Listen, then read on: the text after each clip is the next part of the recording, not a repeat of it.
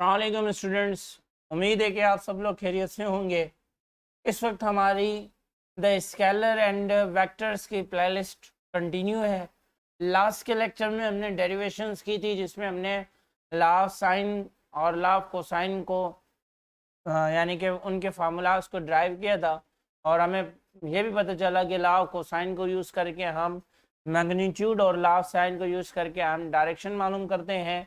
और इसी तरीके से आज हमारे पास जो एडिशन ऑफ वेक्टर का दूसरा पार्ट था, जिसमें ट्रिग्नोमेट्रिक मेथड के थ्रू हम एडिशंस करते हैं, यानी कि addition by their rectangular components.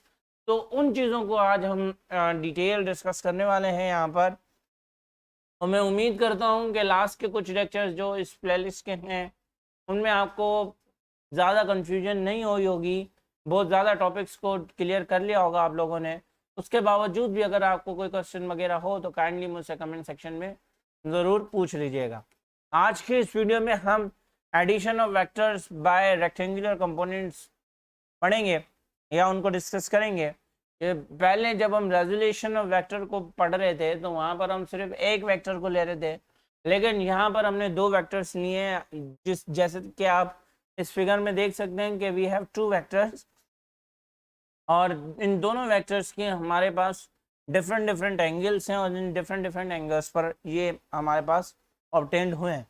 अब अगर मैं चाहूँ तो इन दोनों को हेड टू टेल रूल के थ्रू भी ऐड कर सकता हूँ।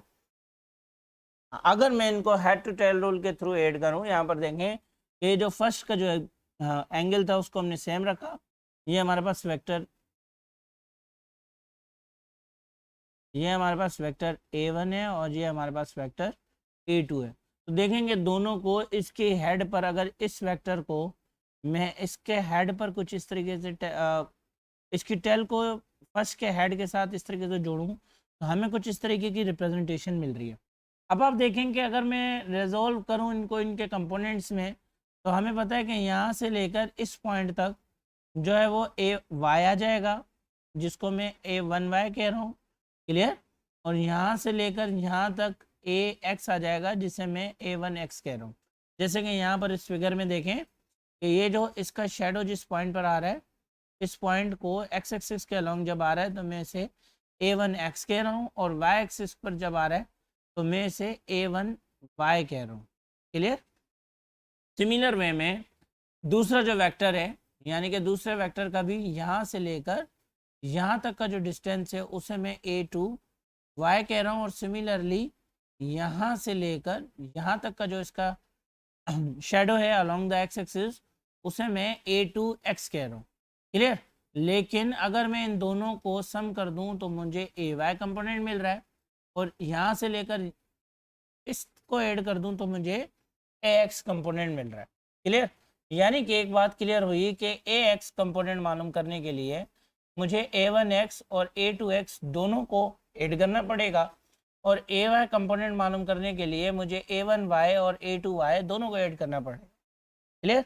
अब हमने रेजोल्यूशन ऑफ वेक्टर्स में पढ़ा था कि AX हमारे पास बराबर होता है A cos थीटा के। तो सिमिलर वे में जब हम A1X की बात करेंगे तो क्या हो जाएगा कि A1 cos थीटा। A2X की बात करेंगे तो वो आ जाएगा हमारे पास A2 cos थीटा का। इसी तरीके से A1Y की बात करें तो A1 sin थीटा, और A2Y की बात करें तो A2 sin थीटा। इस वक्त तक यहाँ पर अगर कोई कन्फ्यूजन है तो आई सजेस्ट या पहले जाएं रेजोल्यूशन ऑफ वेक्टर की वीडियो देखें, उसके बाद दोबारा से आएँ। होप्स हो कि आपको काफ़ी सारी चीज़ें आसान हो जाएंगी। अब उसके बावजूद उसके साथ साथ अब हम क्या कर रहे हैं कि इक्वेशन नंबर 1 और 2 में इनकी ये जो वैल्यूज़ हैं उनको हम सब्सटीट्यूट कर रहे हैं। जब हमने इक्वेशन नंबर 1 में इनकी वैल्यूज़ को सब्सटीट्यूट किया तो AX हमारे पास कुछ इस तरीके से आ गया कि A1 cos theta plus A2 cos theta, और AY कुछ इस तरीके से आ गया कि A1 sin theta plus A2 sin theta. अब देखें यहाँ पर कि अगर हम वेक्टर A की बात करें तो वेक्टर A हमें किस तरीके से मिलेगा कि हम एक्स एक्सिस का जो इसका कंपोनेंट है उसे और Y एक्सिस का जो कंपोनेंट है उन दोनों को ऐड कर दें तो हमें जो वेक्टर है वो मिल जाएगा, ऑब्टेंड हो जाएगा। जिस तरीके से हम ये रिजल्टेंट की भी अगर हम बात करें तो सिमिलर वे में अब यहाँ पर देखें कि ए एक्स की जगह पर हमने ए एक्स की वैल्यू को सब्सटीट्यूट कर दिया और ए वाई की जगह पर ए वाई की वैल्यू को सब्सटीट्यूट कर दिया। ए एक्स की वैल्यू हमारे पास क्या है कि A one cos theta plus A two cos theta, और ए वाई की वैल्यू हमारे पास क्या है कि A two sine theta plus A one sine theta. अब यहाँ तक तो ये हमें वेक्टर मिल गया, रिजल्टेंट वेक्टर मिल गया। अब अगर उसकी मैग्नीट्यूड मालूम करनी हो तो मैग्नीट्यूड मालूम करने के लिए अगेन हमें किसका जो वो सहारा लेना पड़ेगा, अगेन हमें पाइथागोरस थ्योरम का सहारा लेना पड़ेगा। और पाइथागोरस थ्योरम के थ्रू हमें ये कुछ इस तरीके से मिलेगा कि a is equal to under root A one X plus A two X का square plus A one Y plus A two Y का होल स्क्वायर। इस तरीके से क्योंकि पाइथागोरस थ्योरम हमारे पास hypotenuse square plus base square plus perpendicular square है, again वही रूट ऑन बोथ साइड करेंगे और अगेन इस तरीके से हमें ये वाला फार्मूला मिल जाएगा। अब हमें रिजल्टेंट भी मिल गया, उसका मैग्नीट्यूड भी मिल गया। डायरेक्शन मालूम करनी है, डायरेक्शन मालूम करने के लिए हमें क्या करना पड़ेगा, अगेन हमें टेंजेंट थीटा को इस्तेमाल करना पड़ेगा कि टेंजेंट थीटा हमारे पास क्या है।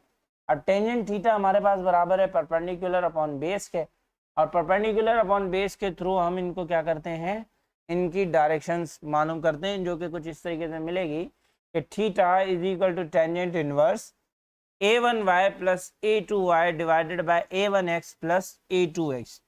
इस तरीके से हमें एडिशन ऑफ वेक्टर यानी कि वेक्टर मिल जाएगा। और वेक्टर में हम एडिशन किसकी कर रहे हैं, हम उसके रेक्टेंगुलर कंपोनेंट्स की एडिशन कर रहे हैं। इसके हम एग्जांपल्स भी करेंगे और इस चैप्टर के एंड पर अमूमन हमारे पास scalar product and dot product के ही 2 टॉपिक्स रहते हैं, और वो 2 टॉपिक्स करने के बाद हम बुक में सिंटैक्स बुक के अंदर जितने भी यूँ कह लें कि एग्जाम्पल्स हैं तो उन सब एग्जाम्पल्स को हम डिस्कस भी करेंगे और उसके साथ साथ एमसीक्यूज प्रैक्टिस भी करेंगे। तो काइंडली यहाँ तक कोई क्वेश्चन हो तो कमेंट सेक्शन में पूछिएगा। अगर आप मेरे चैनल पर नए हैं तो चैनल को लाइक शेयर एंड सब्सक्राइब भी कर दें। Thank you so much. Allah हाफिज़।